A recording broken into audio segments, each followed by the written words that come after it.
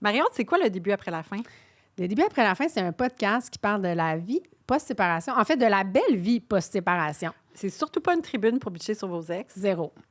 C'est comment vivre sa best life après une séparation parce que nous, on est convaincus que la vie est encore plus belle après. Oui, évidemment, on parle des épreuves qu'on peut traverser, mais on parle aussi des choix différents qu'on peut faire dans la quarantaine. Oui, puis on parle de nouvelles relations, puis Oui. on parle des enfants, puis on parle de garde-partage, on parle de plein de choses. De choisir une vie qui nous convient plus, finalement. 100%. Surtout ça. Le début après la fin est propulsé par l'équipe Bardagie Remax du quartier, GB Agence immobilière. Pour un accompagnement compétent, intègre et bienveillant en toute confidentialité, rendez-vous sur bardagie.com.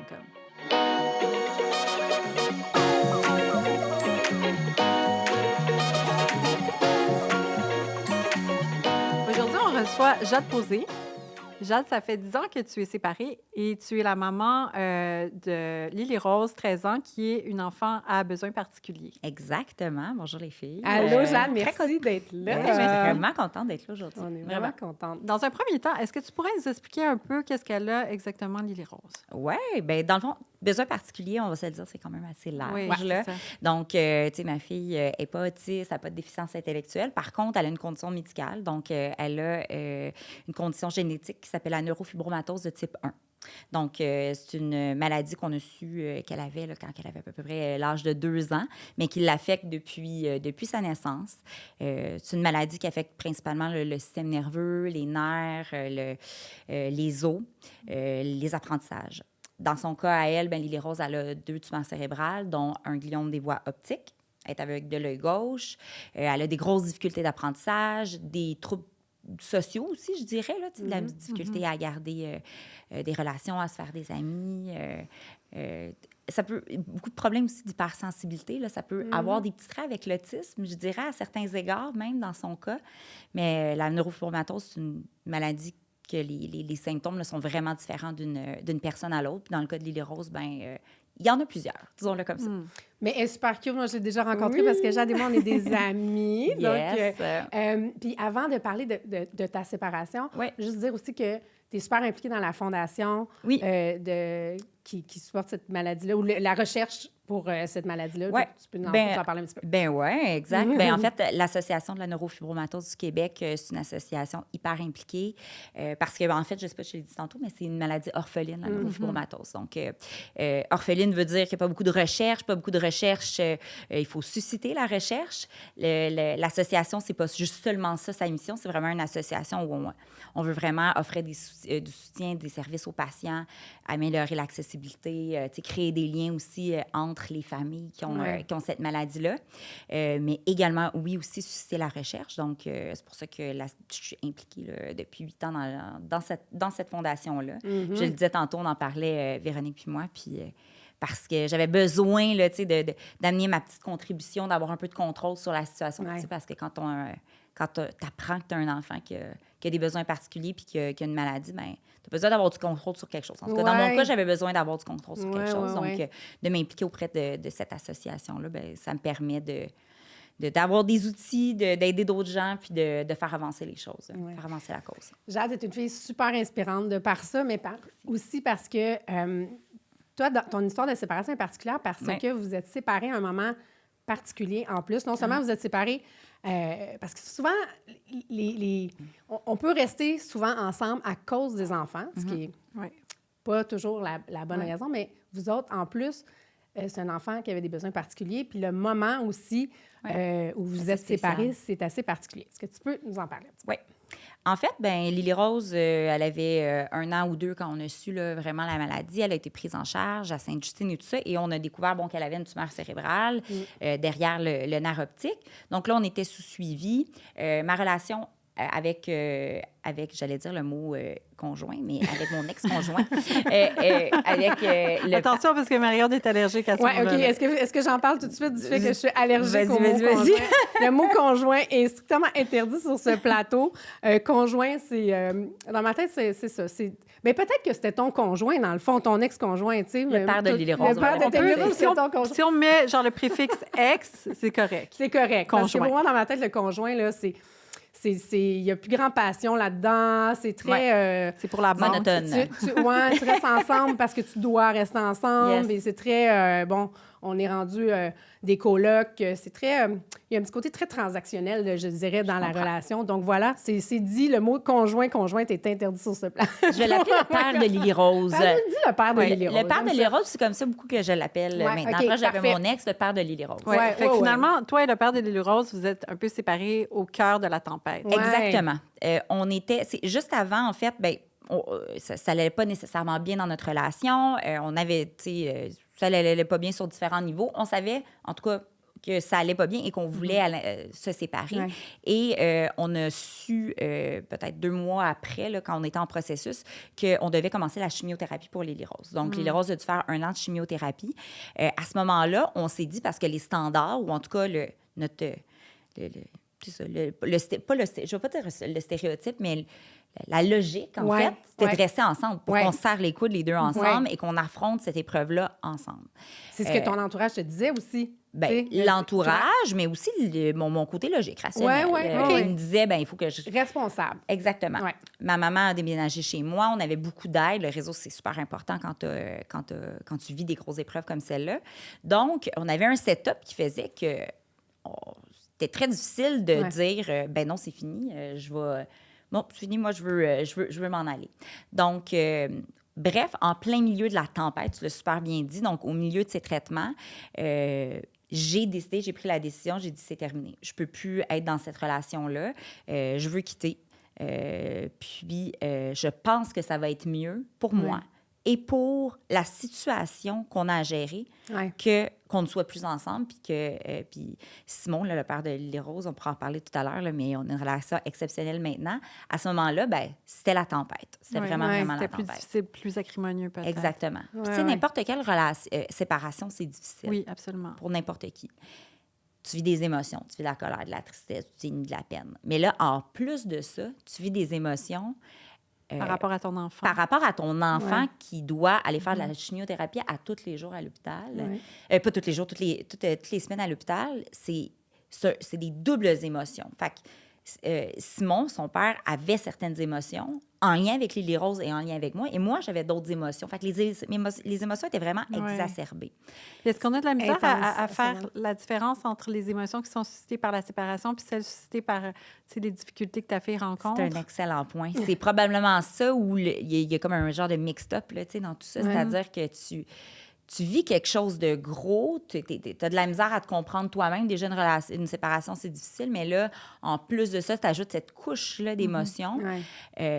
Ça prend du courage, puis je suis vraiment fière de le dire qu'on a eu ce courage-là de traverser cette épreuve-là, de trouver des solutions pour ne pas rester dans le statu quo qui ne fonctionnait pas à ce moment-là. On a brisé le statu quo. Puis, tu sais, à ce moment-là, ma maman habitait chez moi pour s'occuper de Lily Rose parce qu'on était coupés, bien sûr, du monde extérieur parce que tu peux pas être en contact avec les microbes et tout ça. Puis, on a décidé à ce moment-là, la solution qu'on avait, puis je pense que des parents qui se séparent, beaucoup font ça, c'est dans l'air du temps, de laisser l'enfant, là, tu sais, donc ma fille à la maison avec ma mère à temps plein, qui, elle, s'occupait d'elle au jour le jour là, pour les soins et tout ça. Puis nous, on faisait la garde partagée de la maison, donc on allait... Le fameux nesting.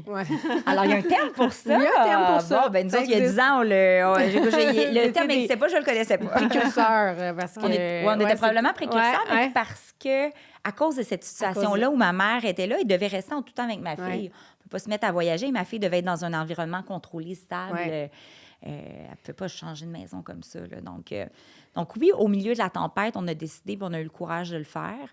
Toi, c'était comme trop. T'étais comme... Ça peut-être fait ressortir le fait que tu n'étais pas bien dans cette relation-là. Exactement. Et que c'était comme, attends, là, je dois me sauver moi aussi personnellement. En plus, pour être capable d'affronter le reste. Tu sais, tu t'es choisi parce que tu te dis, là, that's too much, là, je peux pas comme... C'est un excellent point. Je me suis choisie, puis je me suis dit à ce moment-là, si je veux être capable de soutenir ma fille là-dedans, je dois être capable de me gérer. Et comment je me gère, je vais me gérer seule. Puis je pense que c'est probablement la meilleure décision que j'ai prise à ce moment-là de me gérer, de prendre ce recul-là pour pouvoir adresser la situation puis être vraiment capable d'affronter ce premier bout de tempête-là. Oui, parce qu'il y a un tabou, des fois, même pour les gens qui n'ont pas des enfants à besoins particuliers, là, pour les couples qui se séparent, il y a comme un tabou par rapport à peut-être apprécier de passer du temps sans tes enfants, d'avoir un moment de répit ou de repos. Ouais. Puis je pense que dans ton cas, ça devait être comme doublement apprécié. Tu pouvais peut-être recharger ta batterie pour pouvoir... Oui, puis ça en est même encore vrai aujourd'hui. Puis pour tous les parents. Pour tous les parents. Pour tous les là, parents. c'est extra tabou. Là, je sais que vous en avez déjà parlé Non, dans vos autres Non, mais on n'en tabou parle de jamais dire- assez. C'est tabou, mais c'est quand même C'est tabou, vrai. mais c'est vrai Oui. d'avoir de temps. Fait que pour n'importe quel parent que son enfant peut être totalement totalement normal, neurotypique, vraiment, ou non, atypique, puis avoir des difficultés, des petites, grosses, très, très grosses difficultés, peu importe, mais le répit quand tu vis des choses intenses est important. Fait que, complètement. Puis avoir du recul quand ton enfant, ben il fait des choses qui sont pas nécessairement comme les autres enfants, puis il vit des enjeux pas nécessairement comme les autres enfants, mais le fait d'avoir du temps à toi après pour, OK, il s'en va chez son père, ma fille s'en va chez son père, je prends le recul, j'analyse la situation, comment j'aurais pu mieux intervenir. J'arrive fresh, j'arrive prête, pleine de ressources, avec de la volonté, puis je suis prête à affronter la situation, puis ça m'aide à être plus créative, à être capable de mieux affronter les situations aussi avec elle, puis de l'aider à mieux se développer. Oui, être plus présente, tu sais. Tu as ton temps avec elle, tu passes la tag à ton partner, parce que c'est devenu ça, le père de Lily Rose, je sais que vous avez cette belle relation-là, mais tu as ce temps-là pour te recharger. Puis tu as raison que même avec des enfants qui n'ont pas besoin de particulier, c'est intense, des enfants, puis on a besoin comme individu de ces moments-là, puis on a toujours dit que c'était un des gros avantages de la séparation. Mais toi, en plus, c'est que moi, ce que je trouve formidable dans ton histoire, puis super inspirant, c'est qu'au moment de la séparation, parce qu'elle était toute petite, et c'était, là, vous viviez des grosses affaires, c'était vraiment intense au point de vue des traitements, au niveau des traitements et tout, tu as fait, hey, tu as écouté ta petite voix intérieure, tu as dit, là, non, c'est une question de survie, d'être capable d'affronter le reste. Tu t'es choisi. Puis je sais, tu disais que ton entourage te disait aussi comme, voyons, Jade, tu peux pas faire ça. Oui. Ben oui, mais là, c'est sûr. Les gens disent, mais qu'est-ce que tu fais, là? Comment tu penses? Comment tu penses? Tu veux te rajouter une couche de complexité, là, tu sais? Puis moi, au fond de moi, je le savais que c'était la bonne décision. Je le savais vraiment. Puis je me suis dit, on va réussir pareil, parce que quand tu te sépares, tu te sépares de la relation amoureuse, mais la relation parentale, elle perdure pour toujours. Oui, c'est sûr. Puis, c'est sûr. la relation parentale, tu la travailles, des fois, tu la travailles mieux quand tu es séparé. Oui. Quand il n'y a plus d'amour. Oui. Donc, quand il n'y a plus d'amour, qu'il n'y a plus d'émotions, oui, il va toujours avoir des émotions là, de colère, la boîte à lunch, le ci, le ça. Il y a toujours des... il y a des petits triggers par-ci, par-là. Toujours des triggers. Puis je tiens à dire que dans le cas de moi et Simon, les 2 premières années ont été extrêmement difficiles. Ah, c'est ça. Parce c'est que comme ça. pour nous, dans notre cas, là, de son côté, c'est la colère. Il y avait beaucoup de colère, qu'on n'aille pas passer au travers de ça ensemble. Il y avait son deuil à lui. Il y avait son deuil à lui. Il y avait le déni aussi de la maladie de son côté. Peut-être que lui n'était pas prêt. Toi, tu étais prête, mais peut-être que lui, c'était comme too much. Exactement. C'était too much. C'est tout en même temps d'accepter. Tout en même temps. Tout en même temps. Fait qu'il y a eu un 2 ans de vrai an d'adaptation. Puis moi, je pense que le meilleur... en tout cas, le meilleur conseil que je pourrais donner, puis le meilleur, en tout cas, choix que je crois que j'ai fait, c'était de me dire, de piler sur mon orgueil à plusieurs reprises en me disant, je vais préserver la relation parentale et je vais la préserver même en faisant des choses que j'aurais pété ma coche sur cette affaire-là. Mais je vais essayer de préserver parce que je le sais que lui, de son côté, je vais calmer le jeu. Il est peut-être plus fragile. Il est plus fragile, puis qu'à long terme... Ça va être payant. Ça va être payant. Puis ça, là, je pense que c'est le meilleur choix que j'ai fait de me dire, je vais pas creuser quand il faut pas, je vais pas... J'ai pas été parfaite, là, loin de là. Mais c'est un processus, tout ça. Mais ça me désole, quand il y a des couples que j'entends qui se disent, si je canne, c'est la guerre, tout ça. Il faut tellement essayer de faire du mieux qu'on peut pour... Je trouve que tu as mis le doigt dessus. Souvent, c'est des blessures d'orgueil. On voit des gens, puis je veux dire, moi non plus, là, personne qui est parfait dans sa séparation. Là. Mais souvent, quand ça devient très acrimonieux puis que ça devient la guerre, c'est qu'il y a comme une blessure de l'ego. Puis on reste pris avec ça. Puis, tu sais, c'est pas à notre avantage non plus parce que, tu sais, finalement, c'est contre-productif, tu sais. C'est contre-productif. Tu as vu le big picture là-dedans, puis tu as été capable de t'extraire de la situation puis d'être la mature là-dedans parce que toi, ton cheminement, tu l'avais fait avant, clairement. Exact. Ça a été comme l'élément déclencheur.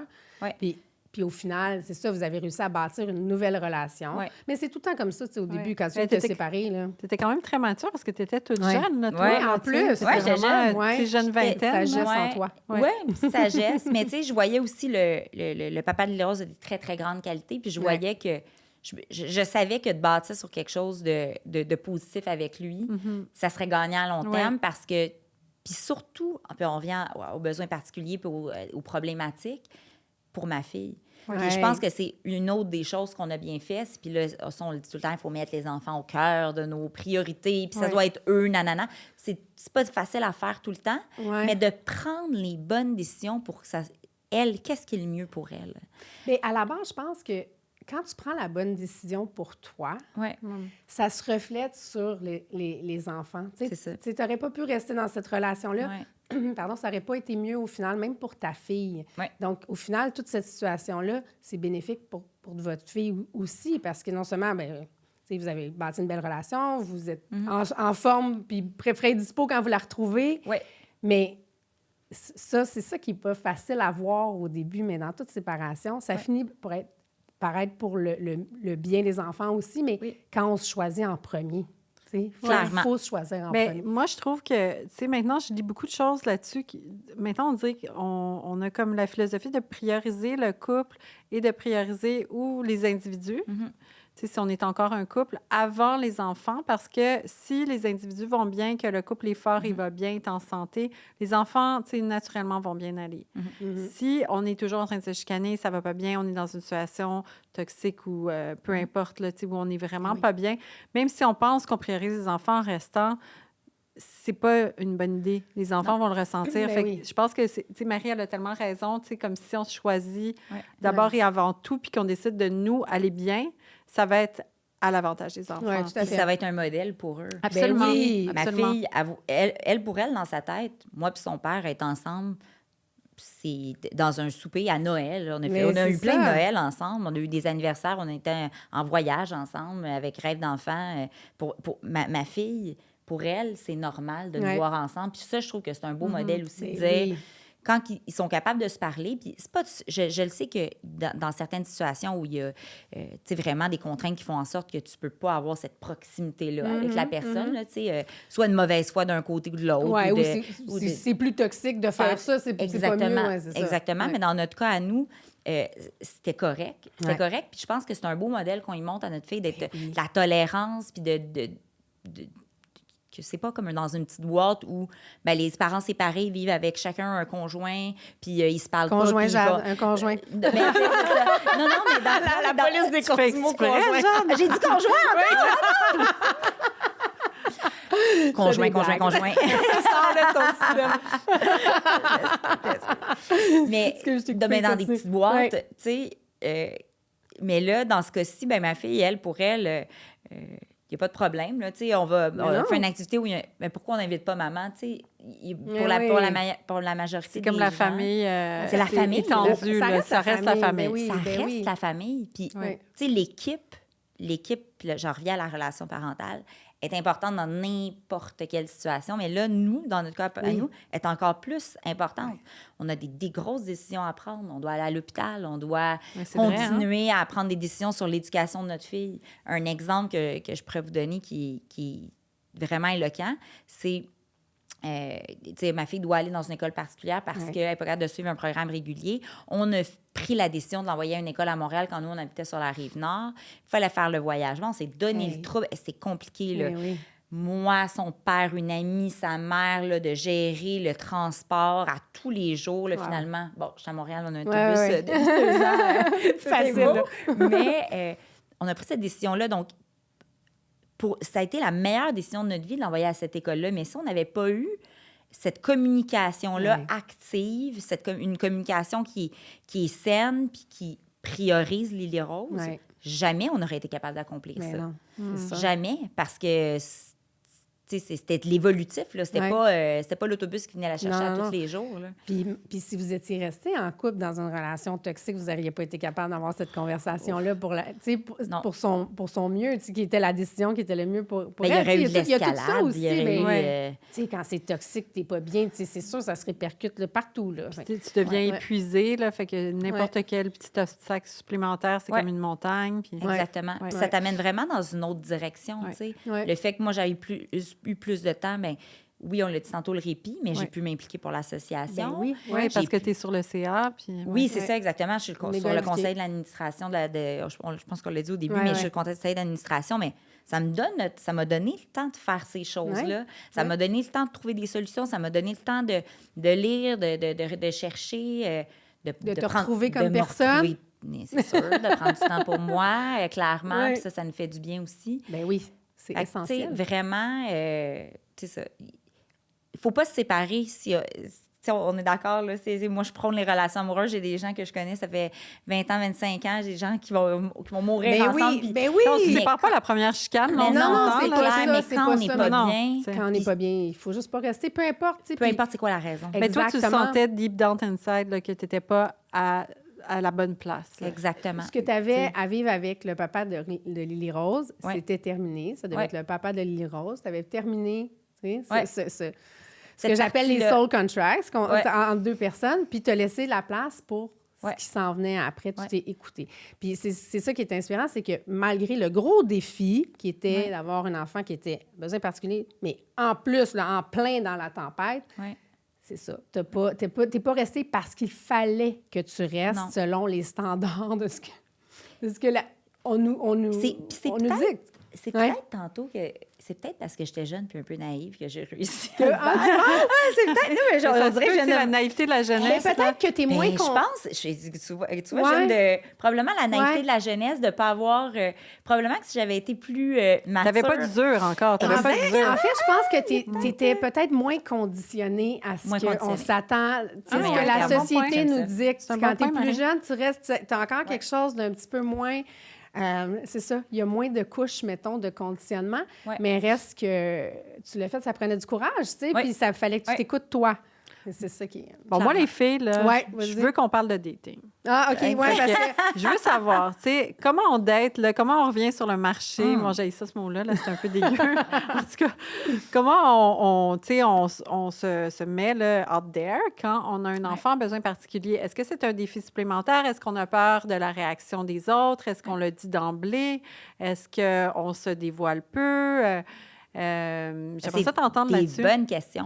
Mais moi, ma stratégie, ça a été premièrement de tapisser mon mur Instagram et Facebook de ma fille et de ce que je fais, de mes implications avec elle. Donc, c'est front page. Ouais, c'est front page. Si tu penses que... Tu peux pas me dire que tu le savais pas. Non, c'est ça. Donc, c'est sûr, probablement que certaines personnes, que ça l'a repoussé ou que ça l'a pas évolué. C'est mieux comme ça. Mais je le disais de façon vraiment... premièrement, oui, j'ai une fille. Oui, elle a des besoins particuliers. Puis oui... Donc, tu sais, tout ça, pour moi, c'était vraiment important de mettre les choses sur la table. Le dating, oui, j'ai daté, ça fait 1 an et demi, puis on parlera de ma nouvelle relation maintenant que j'ai depuis 1 an et demi. Mais, tu sais, les premières années... j'étais moins là-dedans dans le sens où, là, on finissait la tempête. Oui, tu n'avais peut-être pas de place pour ça. Là. J'avais pas de place pour trouver une relation, disons ça comme ça. Je n'étais pas prête pour ça. Rencontrer des gens, tout ça, oui, mais pas pour instaurer quelque chose. Mais j'avais une espèce de schème mental qui me disait que, une liste de critères. Oui, la petite checklist. Là. La petite checklist. J'ai ça, l'expression cocher les cases. Là. Moi, ça, c'est mon pet peeve. Conjoint et cocher les cases. J'aimerais que mon conjoint coche toutes ses cases. Oui, exactement. Oh my God! C'est un cauchemar de phrase. Donc, mais tu avais ton checklist comme on a souvent au début. Puis au-delà de la checklist, le petit schème mental, parce que, premièrement, je voulais pas d'autres enfants. Donc, ça a pris pas grand temps. Puis pourquoi tu n'en voulais pas d'autres? Est-ce que c'est parce que, à cause de la condition de ta fille? Ou... Oui, ça a été tellement éprouvant que je me suis dit, je peux pas revivre ça. Tu sais, je suis quelqu'un de très émotif, quelqu'un qui... Je vais donner tout ce que j'ai à ma fille, je vais donner toute la place, là, tu sais, tu vas m'impliquer comme il faut, puis tout ça, mais je vais faire mon deuil d'un enfant neurotypique, puis je vais juste donner tout ce que j'ai à ma fille. Donc, ben là, dans un premier temps, ça me pour le dating, ben, les gars de mon âge qui voulaient des enfants. Parce que ben là, jeune, déjà. exactement, j'étais jeune, exactement. Ouais. Donc, dans ma tête à moi, il fallait que ce soit un garçon qui a des enfants. Que des jeunes familles, un enfant, 2 enfants. Puis ça me dérangeait pas, je me disais, moi, je peux m'occuper d'autres enfants, ça va, j'aurai pas le fardeau émotionnel et la charge de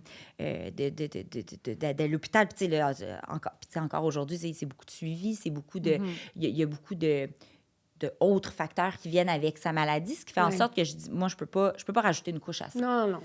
Donc... C'est correct. Tu dois mieux mettre toute ton énergie sur ta fille, Exactement.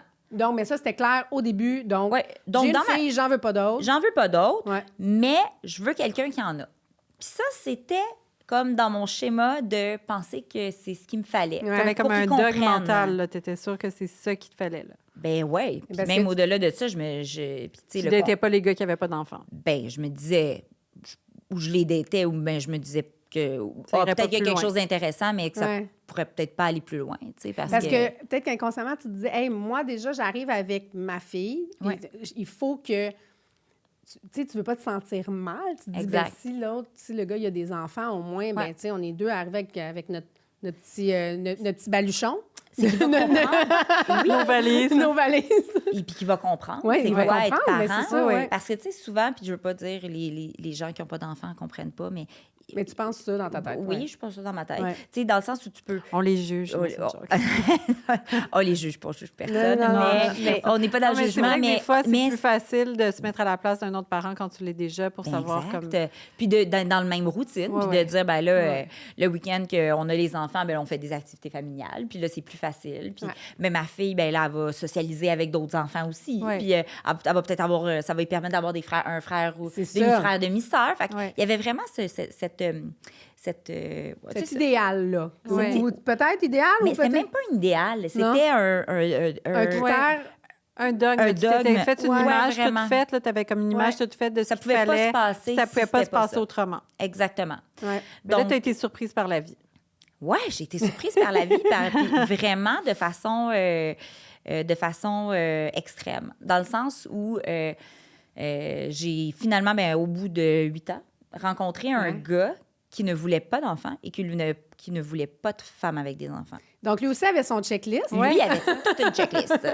Il avait toute une checklist. Il avait son dogme. Oui, il avait son dogme. Fait que finalement, vous ne correspondiez même pas. Là. Les deux, là, opposés. En surface, on s'entend. En surface seulement. En surface seulement. Si vous étiez restés dans les... Tu sais, justement, superficialité, vous n'auriez pas fini ensemble. Exactement. Puis, dans superficialité, ben, tu sais, il y avait mon fameux front page de femmes, de mamans impliquées. Donc, c'est sûr que ce gars-là, on va l'appeler Michael. On l'appellera pas mon conjoint. On va l'appeler Michael. Ton amoureux, Michael. Ton amour. Tellement exactement, mon amoureux. Mon chum que j'aime à la folie. Donc, on salue. Allô, Michael. Oui, salut, Michael. Donc, lui, c'est sûr, quand il a vu mon front page, il me trouvait bien belle. Mais ça ira pas très loin. On va avoir du fun un peu, mais c'est pas du long Exactement. Du long terme, pour différentes raisons, on a fini par se croiser parce qu'on s'est mis juste à discuter. On s'est rencontrés sur un dating app, puis plusieurs années après, on s'est juste mis à discuter. Puis en parlant, on s'est rendu compte qu'on avait d'autres points communs, mais lui, il me disait au départ, non, moi, je veux pas, je veux pas de relation, puis ou je veux une relation, mais il faut que ça fitte. Pas avec moi, mais je veux pas d'enfant, puis c'était vraiment clair. Dans ça le mérite, ça d'être honnête. Ouais, c'est ça, parce que c'est ça, des critères superficiels, là, qu'on va appeler le first level, un peu, que j'appelle. Vous pensiez que ça pouvait pas marcher. Mais de mon côté aussi. Oui, c'est ça, de ton côté aussi. Parce qu'il y avait pas d'enfants. Fait que moi, j'avais une réticence. Lui, ça a été le contraire. Lui, c'est que quand on s'est rencontrés, lui, dans sa tête, il a su tout de suite que c'était moi, tu sais. Fait que lui, il a laissé tomber ses barrières, mais c'est moi, à ce moment-là, qui a, comme... Je veux pas dire boqué, mais tu sais, qui a... T'étais dans ta construction mentale de ce que... Oui, ma construction mentale de dire, là, non, premièrement, tu veux pas... Tu veux pas d'enfants, tu veux pas de filles avec des enfants, puis là, il y a ma fille, puis elle a des besoins particuliers. l'évolution étant, puis ce qui est arrivé, ben c'est juste quelque chose de magique. Là, au bout du compte, on est juste tombé en amour. Puis ce qu'il me dit, puis avant que je m'en vienne ici, on en parlait, puis ce qu'il m'a dit, il dit, moi, Jade, je suis tombée en amour avec toi, avec ta fille. Il dit, les critères, au bout du compte, on s'en fout. Sont tombés. Sont tombés. C'est toi que j'aime. C'est toi que j'aime. C'est pas, c'est deep, votre connexion. Oui, c'est pas statut social, c'est pas rien. C'est toi. Fait que je vais m'adapter à n'importe quelle épreuve que tu vas vivre. Puis l'épreuve, étaient déjà là. Tant pis. Puis il est tombé en amour avec ta fille aussi. Mais oui, exact. Oui. Puis il est super impliqué. Puis tu sais, j'ai de la chance, on va dire ça comme ça. Mais c'est... Donc, totalement, là, mon stéréotype de ce que je pensais est tombé à l'autre opposé, dans un gars hyper impliqué, puis au contraire, qui n'a pas d'enfants à gérer, mais qui est super intéressé par les enfants quand même, on doit se le dire. Super bon avec les enfants. Qui est un enfant lui-même, qui a un cœur d'enfant beaucoup, hein? Oui, un cœur d'enfant, mais qui est très... qui a le côté très éducationnel que j'ai un peu moins, qui a la patience. C'est intéressant. Puis qui est arrivé avec un tout autre angle de vue. Donc, puis qui s'est mis à s'impliquer de façon magistrale. Vraiment. Ah oui, il s'est surpris lui-même. Il s'est surpris lui-même. Puis, tu sais, avec mon j'allais dire ex-conjoint. Avec le père de ma fille. Ils sont très, très, très différents, mais les deux se complètent super bien. Puis ils ont développé une belle complicité, je pense.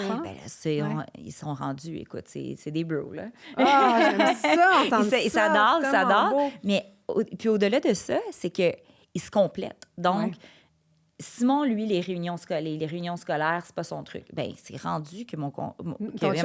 Elle allait dire conjoint. J'allais dire conjoint. Je sais pas pourquoi je dis conjoint. On a dit pas le dire. Vous n'avez pas de relation de conjoint, ton chum et toi, zéro. Vraiment pas. Donc, Michael... Mais Michael, il va au... il vient aux rendez-vous médicaux. L'autre jour, je pouvais plus... Il restait à l'hôpital. Il continue les rendez-vous avec ma fille.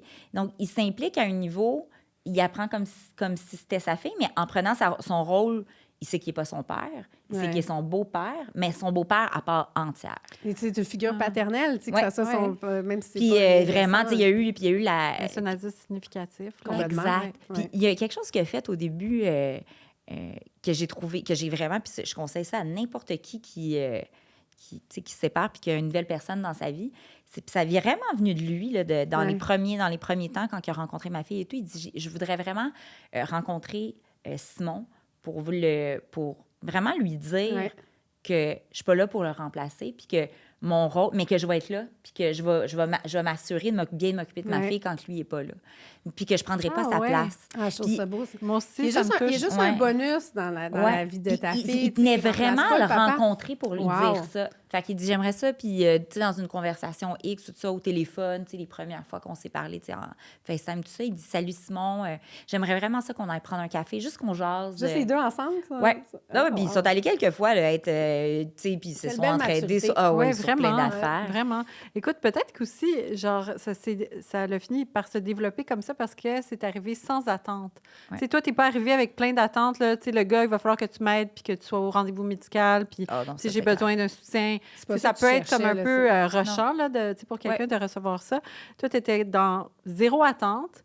Puis lui aussi, tu sais, peut-être qu'il est arrivé comme avec pas d'attente, puis finalement, ça s'est juste fait naturellement, là. Exactement. C'est venu du cœur, là. C'est vraiment venu du cœur. C'est ce qu'il dit. Il dit... C'est ça. Il dit, pour moi, Jade, il n'y a pas d'autre choix. T'sais. Je t'aime, je vous aime, c'est juste pas naturel. Les choses autrement, mais non, il ne voit pas les choses autrement. Il n'y a juste aucune autre option.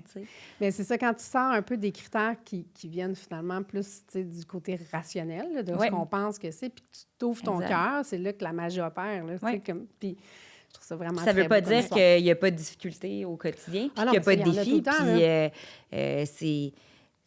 Veux pas, là, c'est une situation qui va évoluer. Qui n'a pas de défi, tu sais, de toute façon. Exactement. Puis qui vont évoluer avec le temps. Puis les roses, ben, tu sais, sa maladie, sa condition fait que il risque d'avoir plus de choses qui vont se développer aussi avec le temps. Donc, on va en avoir d'autres défis. Puis lui, il me dit, ben moi, je suis un contrat pour la vie, puis je suis prête à t'épauler là-dedans. Tu sais, c'est beau, là, vraiment. Tellement. Puis là, vous êtes une équipe aussi autour de les roses. Là. C'est vraiment ça. On est trois, parce que Simon, il a pas refait sa vie avec personne pour le moment. Mais on est une équipe à trois qui ont chacun leurs forces, leurs faiblesses. Puis c'est tellement beau parce que des fois, elle est chez moi, par exemple, puis là, on vit des trucs un petit peu plus tough avec elle. Puis là, j'appelle Simon, puis là, lui, de son côté, lui, a du recul, parce que là, ça fait quelques jours qu'il n'est pas avec elle, ou qu'il ne vit pas les mêmes défis, parce que là, nous, on est 2, puis lui est seul avec elle. Puis là, il réussit à me parler, puis à intervenir, puis à nous aider, puis à nous donner des conseils à distance. Puis là, ben, après, ça retourne, il va chez lui, il prend les roses, puis lui aussi, il vit des choses, puis... Fait qu'on est vraiment une équipe, on se conseille. On est comme des consultants à 3. Ah, j'adore. Ah, oui, c'est ça. Chacun avec ses forces. C'est super inspirant, vraiment. C'est ultra inspirant. Puis quand tu regardes en arrière, tu fais comme, aïe, tu sais, tu as traversé la tempête, mais c'était ça qui t'attendait. Il fallait que tu laisses de la place pour ça, qui est comme la situation rêvée, puis qui est là, qui est la vraie relation dont tu as rêvé, dont tu sais, qui t'a fait pour toi. C'est drôle parce que, tu sais, il y a beaucoup de gens qui m'ont dit « Ah, c'est quand tu lâches prise que là, les choses viennent à toi. » C'est quand tu fais confiance. Quand tu fais confiance, puis... Tu sais, j'ai eu un changement drastique de vie il y a 2 ans. J'ai décidé, là, tu sais, à cause de la plante. La plante. Tu sais, j'ai eu un changement où, tu sais, comme ma fille elle allait à l'école à Montréal, c'est plus simple. Donc, j'ai déménagé à Montréal. Puis je me suis vraiment... épanouie en arrivant dans ce nouveau milieu de vie-là qui me correspondait mieux. Puis c'est là que c'est à ce moment-là où que je me suis peut-être un peu plus laissée aller sur quel type de relation je veux. Puis j'ai oublié toutes ma checklist puis le scénario que je me faisais d'une situation. Puis ben c'est à ce moment-là que c'est arrivé, tu sais, cette rencontre-là. Donc... il faut tellement pas se mettre dans un carcan, tellement pas. Tu aurais rencontré ce gars-là 5 ans plus tôt, peut-être que si jamais. Vous n'auriez pas été prêt, là. Ça n'aurait pas fonctionné. Non, c'est ça. Mais bonnement, il faut toujours que tu écoutes ta petite voix intérieure. Tu sais, même pour quand tu es venu à Montréal, c'était ça aussi. Tu avais ce... Oui. Cette attirance-là, ou ben, je ne vais pas dire courage, mais oui, courage de m'écouter puis de suivre la petite voix qui dit hey, pourquoi je ne l'essayerais pas? Parce que quand tu n'essayes pas, ben, tu restes dans le statu quo. Puis le statu quo, ben, au bout du compte... Le statu quo, ça fait que tu ne laisses pas de place pour ce qui t'attend. Exactement. C'est ça, à l'avant, tu ne laisses pas de place pour ça. Donc, exactement. Puis, mais je suis vraiment chanceuse. Je ne vais pas dire ma malchance parce que c'est pas une malchance. Ma fille est extraordinaire. Puis... Non, c'est une épreuve de la vie, puis la vie, c'est plein d'épreuves. Exactement. C'est pas un long fleuve tranquille. C'est pas un long fleuve tranquille. Puis c'est avoir un enfant qui a ses difficultés, qu'elle soit petite, moyenne, grande, ou avoir un enfant neurotypique qui se rebelle à l'adolescence. Puis je veux dire, on est tous dans le même bateau. Absolument. On est dans le bateau de parents qui vivent des situations. Puis ils sont pas toujours évidentes, mais exactement. C'est ça. Il n'y en a pas une pire que l'autre. Quand on ressent des émotions, on les ressent. C'est toujours... Tu sais, la vie, c'est pas ce qui t'arrive, c'est la façon dont tu deals avec les situations. Tu navigues à travers ça. Exactement. C'est surtout ça. C'est la résilience aussi. C'est la résilience, puis comment tu vois les choses, puis comment tu vois qu'au final, tu as toujours quelque chose à apprendre, peu importe ce qui t'arrive, ou ce qui arrive, mettons. Je trouve que c'est tellement un beau modèle de montrer ça à nos enfants. Tu sais. Oui, complètement. De s'écouter, d'avancer, de choisir. Puis, c'est ça. Parce qu'on l'a déjà dit, la première saison, mais le premier modèle des enfants, ben c'est leurs parents. Donc, les premiers modèles relationnels, c'est les parents. Donc, tu sais, des fois, on se dit, on le fait pas pour nous. Puis, il faut le faire pour nous avant tout, mais on le, tu sais, ça se répercute sur les enfants aussi. C'est clair. Vraiment d'accord. Oui. Puis, en plus, vous avez réussi à faire comme une espèce de famille reconstituée. Vraiment le fun. Je trouve ça tellement le fun aussi que ton chum a eu la sensibilité d'aller voir ton ex et de lui dire, tu sais, je suis pas là pour prendre ta place, mais je vais être là. Parce qu'il y a beaucoup de parents, je ne sais pas pourquoi, moi je n'ai jamais eu ce sentiment-là. Moi, j'ai l'impression qu'il n'y a personne qui peut prendre la place des parents. Les parents sont irremplaçables, mais plus il y a de monde qui les aime, mieux c'est nos enfants. C'est le tissu social, c'est le filet social. S'ils ont plus d'adultes significatifs qui s'occupent d'eux, qui les aiment, qui sont là pour eux, moi, je trouve que c'est une belle richesse. Là. Mon chum, il appelle ça le consultant. Il dit, moi, je suis le consultant. Il dit, moi, je suis le consultant. Je suis le consultant. Fait que, puis, tu sais, c'est pas un médiateur. Il n'est pas le médiateur entre nous deux, entre le papa puis moi, parce qu'on est un team. Mais il n'est pas le père. Puis, beau-père, moi, j'aime moins le terme. J'haïs ce terme-là. Tu vois, on le met sur la liste. Conjoint, beaux-parents, on enlève ça. Mais comment t'appelles ça, toi? Ben non, mais c'est... À part consultant? Ben, je sais pas. Comment on mettons? Comment t'appellerais ça, genre... Écoute, c'est juste un... C'est une personne supplémentaire significative, mais ça, ou à la limite, j'avoue qu'on ne peut pas l'appeler autre chose. Genre belle-mère, ça fait trop Cendrillon. Un papa de cœur, je sais un peu quétaine, mais tu sais, je sais pas, c'est plus... Papa de cœur. Non, c'est laid, là. Mais en tout cas, on va trouver quelque chose, mais moi, je le vois vraiment comme un bonus, tu sais, c'est juste comme une personne de plus qui l'aime. Consultant, j'haïs pas ça. Je trouve ça cute. Oui, vraiment. Dans votre dynamique, c'est non, mais c'est vraiment ça. Lui, il dit, moi, je suis un consultant. Il dit, je suis capable de... Puis quelque chose qui me dit tout le temps, tu ne parleras pas devant moi en mal du père de Lily Rose. Il est tellement drôle quand il me dit ça. Il dit, je vais t'aider à... Tu sais, puis il y a beaucoup de parents qui vont... Pas beaucoup de parents, là, mais des relations, des fois, que j'en entends là, dans mon entourage. Et genre, mais là, ça va ruminer, là, tu sais, puis là, il a fait ça. Puis là, l'histoire du lunch, de la boîte à lunch, là, ça, c'est le chablatue qui n'est pas dans le sac, là. Je l'ai vécu, moi aussi, 1 million de fois. Mais là, tu sais, ça va ruminer, puis là, ça va revenir là-dessus. Oh, mais là, il fait jamais ça comme faut. Là, il nourrit ça, là. Tu sais, ton chum nourrit ça avec toi, puis là, tu es dans la spirale du négatif. Lui, il sort de ça. Lui, totalement. Il fait le contraire. Oui, vraiment. C'est de la sagesse. Il me dit, mais il y a peut-être une raison pourquoi il fait ça. Tu sais, il est peut-être fatigué, mais il essaie de se mettre à sa place. Il est plein d'empathie. Puis On l'aime, Michael. On l'adore, Michael. Pour vrai, on l'adore. Mais c'est un beau modèle. Tu sais, c'est vraiment un beau modèle. Puis, tu sais, j'invite vraiment toutes les personnes qui sont, tu sais, vraiment, tu sais, qui deviennent beaux-parents parce que souvent... c'est vu un peu comme le mauvais rôle, tu sais, dans le sens où, tu sais, moi, ma fille, au départ, là, que Michael est arrivé dans ma vie, au début, elle s'est dit, c'est cool, c'est le fun. Après, il y a eu la fin de la lune de miel, là, tu sais. Puis elle se dit, attends une minute, là, moi, maintenant, je partage ma mère avec quelqu'un en tout temps, tu sais. C'est difficile, là. Parce qu'elle est enfant unique, tu sais. Elle est enfant unique. Fait que là, oui, c'est le fun. Lui, il est super impliqué. Oui, il fait des activités avec, les sports, Il l'alimente, tu sais. Il m'aide énormément. Mais elle a trouvé ça difficile, tu sais. Mais ça a été une adaptation, mais c'est ça. Le beau-parent, des fois, a le mauvais, tu sais, peut avoir le mauvais rôle parce que, tu sais, il y a la personne de plus qui vient des fois défaire la vie. Pour l'enfant, ça peut être une difficulté. C'est un point intéressant, je trouve, parce que là, on parle beaucoup de, tu sais, comment il va prendre ça, mon nouveau conjoint ou ma nouvelle conjointe, que j'aille un enfant, défi particulier, ou que j'aille 4 enfants, ou, tu sais, peu importe c'est quoi ton défi, là. Mais on pense aux enfants? C'est vrai, tu sais, eux aussi, c'est une nouvelle personne avec qui s'adapter, puis, tu sais, ça peut ne pas cliquer, ou peut-être qu'ils vont être, tu sais, ta fille est enfant unique, puis en plus, vu qu'elle a des besoins particuliers, elle est très, j'imagine, protégée puis couverte de soins parce que, tu sais... C'est un excellent point, ça, qu'on n'a pas abordé. Non, c'est ça. Fait que là, tout d'un coup, elle est comme, des fois, je suis un peu second best. Genre, tu sais, c'est sûr que ça peut... Puis parce que tu as un excellent point. Ce qui n'est pas mauvais non plus, là. Excuse-moi, je t'ai coupé quand non, mais c'est parce que c'est exactement ça. C'est que, en fait, Michael a aidé le fait que la surprotection, la couche, le papier bubble dans lequel je mettais ma fille. Puis, tu sais, on travaille beaucoup là-dessus, son papa puis moi, parce que veux pas, tu veux surprotèges ton enfant quand il est différent. Là, tu vois qu'il est pas capable de faire les choses comme les autres, puis tu veux pas qu'il vive des déceptions, puis là, tu veux pas. Fait que, tu sais, moi, j'appelle ça le gros papier bulle. Tu le mets dans le papier bulle. Michael m'aide à enlever ce papier bulle-là. Mais l'enfant peut trouver ça dur parce que là, lui, il associe ça à l'autre parent, le beau-père, on va l'appeler le beau-père, qui tente d'enlever un peu de couche de papier bulle, mais c'est pour les bonnes raisons qu'il le fait.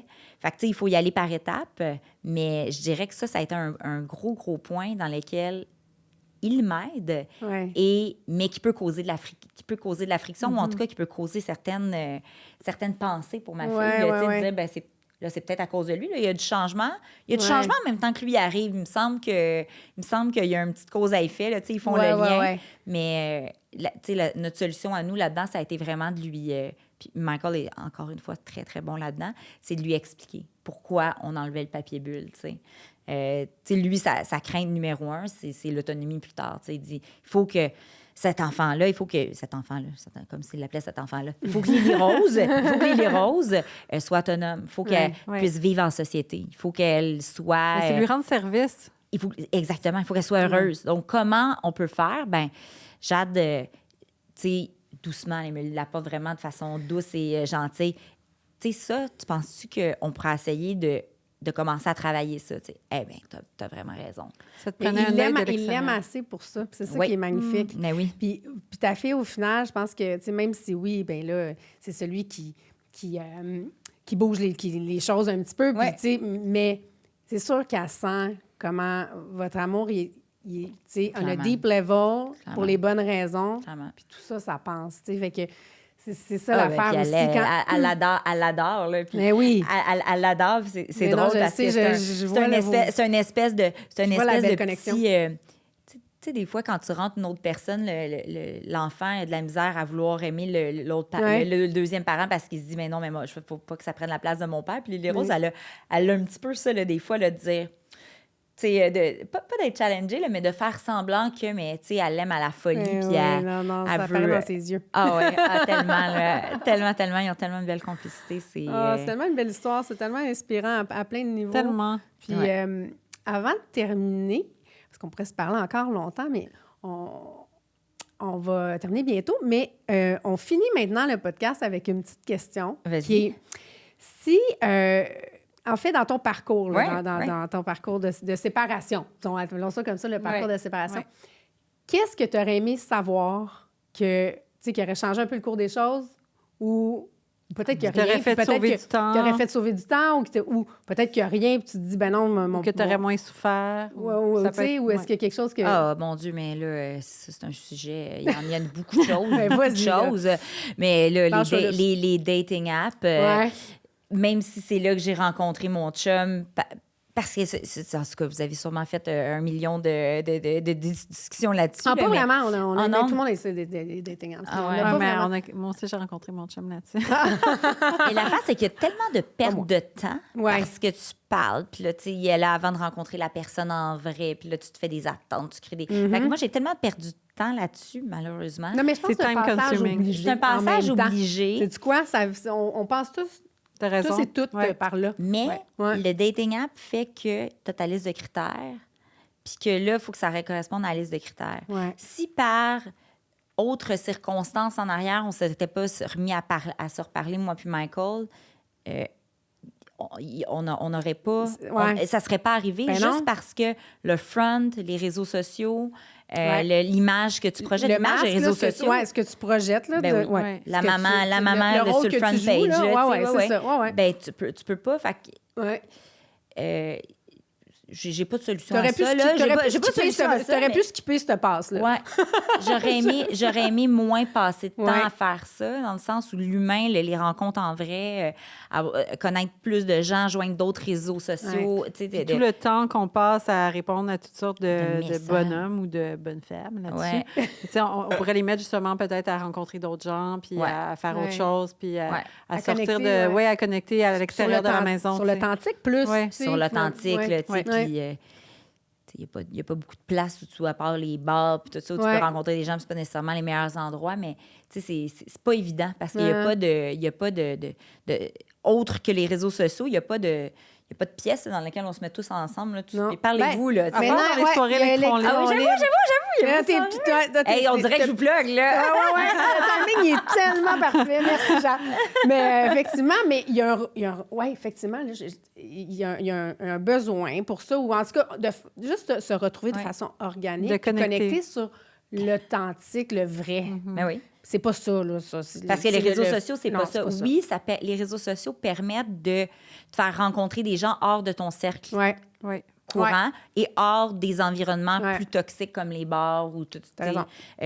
Donc, de rencontrer des gens que tu n'aurais pas vus. Tu vois pas. Tu ratisses plus large. Tu ratisses plus large, tu rencontres, tu crées des connexions, tu élargis ton réseau. Mais au bout du compte, c'est la relation, c'est le vrai, c'est le cœur, c'est la chimie, c'est ça au bout du compte. C'est probablement ça que j'aurais aimé ça, me Ouais, t'aurais pu skipper ce passe-là, ça aurait été correct. Trouver à la un petit peu moins de temps sur les arts. Puis de trouver à la place, puis c'est tough, là, mais des activités ou des façons de faire qui font en sorte que tu rencontres plus de personnes en vrai, puis pas nécessairement juste des célibataires, mais juste plus de personnes qui te font rencontrer des gens. Une personne t'amène à une autre, puis on sait ce que jamais. j'appelle la toile d'araignée. La toile d'araignée, puis ça grandit, puis se tricote pour, au bout du compte, être capable de rencontrer quelqu'un qui te correspond mieux. Mais là, t'es là. La bonne nouvelle, c'est que t'es là, t'es rendu là. Ne perdez pas espoir, les filles. Non. Il y a toujours quelque chose qui nous attend. Moi, j'étais certaine que jamais... Tu finissais tes jours seule. Ben, peut-être pas seule, mais... Ça peut être correct aussi, hein? Moi, je croyais que j'allais avoir quelques petites relations ici et là. Mais le soul connection, tu pensais pas que ça l'amour de ma vie, je pensais l'amour jamais... L'amour de ta vie, c'est ça. Je l'ai, tu sais, c'est fou. Il est toujours là quelque part, mais il faut laisser la place pour ça. Exact. C'est ça qui est inspirant dans ton histoire. Vraiment, Jade, bravo. Puis décocher les... Oui, décocher. Laisser tomber la checklist. C'est dur, mais il faut la laisser tomber. Il faut la laisser tomber. Il faut écouter là. Oui. Écoutez son temps. Jade, merci tellement. Mais oui, merci. C'était vraiment le beau témoignage. Ça me fait plaisir. Puis ta belle histoire inspirante. Mais merci. Oui, merci de m'avoir invitée. Et là, tellement contente. J'aime ça parler dans le micro. Vous m'invitez plus souvent. Merci encore. Merci les filles.